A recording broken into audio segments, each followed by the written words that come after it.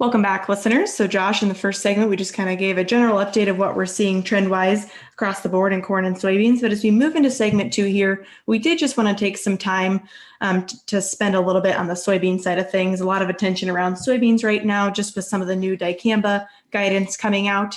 We do just kind of need this week to fully get our heads wrapped around the nitty-gritty specifics. So we will be sure to follow up next week with more specific details on things. But I think for the time being, there's still just a lot of questions around. So we've got Enlist E3, Roundup Ready to Extend, and then the Extend Flex options in the soybean side of things. So I think as we just kick it off, just walk us through maybe the differences between those three. Obviously, a lot going on in the soybean space, but we'll maybe just start there and then work our way on down.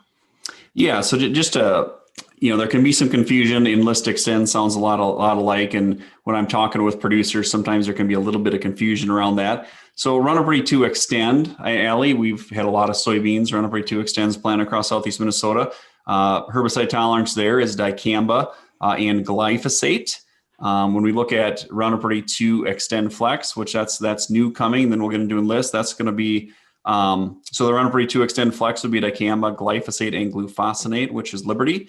And then Enlist E3 soybeans, brand new as well, coming out here this year, next year. That's tolerant to 2,4-D choline, glufosinate, Liberty, and glyphosate. So that's kind of just the breakdown of the three systems and what they're tolerant to. So important to know that because you can make some mistakes there and cause some crop damage if we don't have our ducks in a row from that standpoint.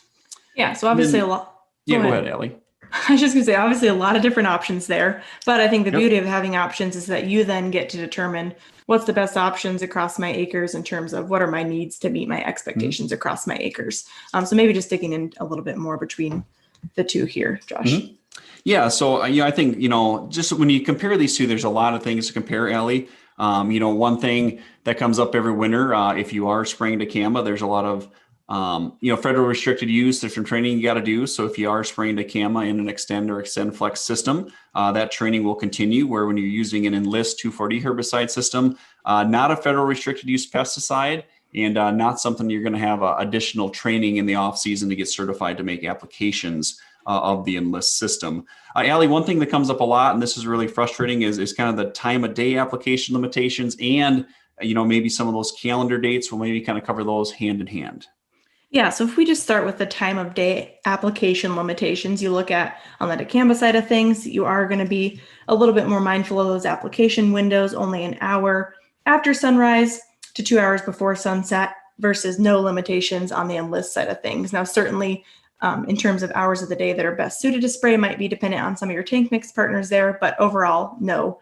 Not a time of day limitation there. So as we move into just general application window in soybeans in terms of crop stage, currently Enlist, you can spray up to that R2 stage versus on the dicamba side of things. Currently, we had that 45 days after planting or R1 growth stage, whichever came first, with then states also having that specific date cutoff. So a lot of variability dependent on which state you're in. Yes, and in the state of Minnesota, we've had that June, I'm just going to use the June 20th cutoff date. So that's been the cutoff for dicamba, where with 2,4-D, there's no calendar date. We can base that strictly off the stage of the soybeans, that being up to R2 stage. And that's kind of a nice thing to have, where if you're doing some beans after vegetable crops or double cropping, you can push that well into July before they're going to hit R2, which that's a really nice benefit along the way.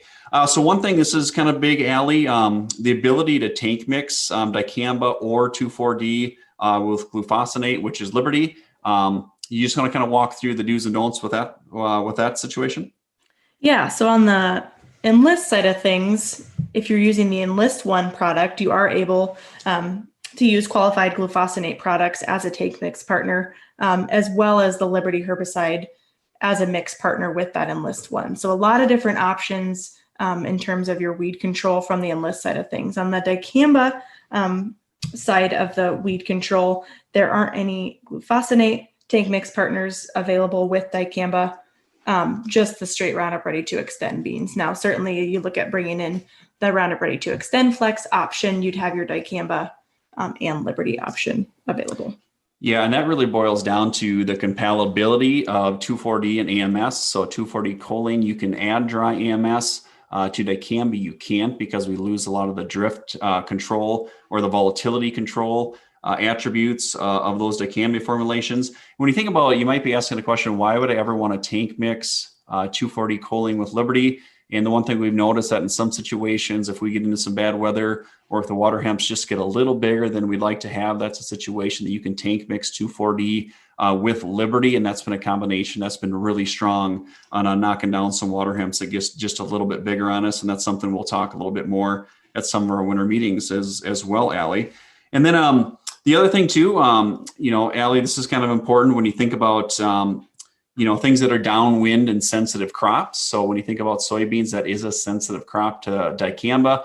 Soybeans are not classified as a sensitive crop to 2,4-D. So if you do have soybeans downwind that are not in list or are tolerant to 2,4-D, they are not listed as a sensitive crop, since soybeans are naturally more tolerant to 2,4-D than dicamba. So that's a lot we covered in a very short time, Allie. And next week we'll have more updates on kind of the EPA's direction.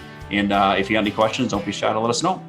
You've been listening to Today in Agronomy on KFIL AM 1060. If you've missed part of the show or want to hear more, check out the show page at kfilradio.com or with the 103.1 KFIL app. Stay connected with Allie and Josh on Twitter. It's at Allie G-Wise, W-I-S-E, and at Josh Schaffner. Submit your questions for the show.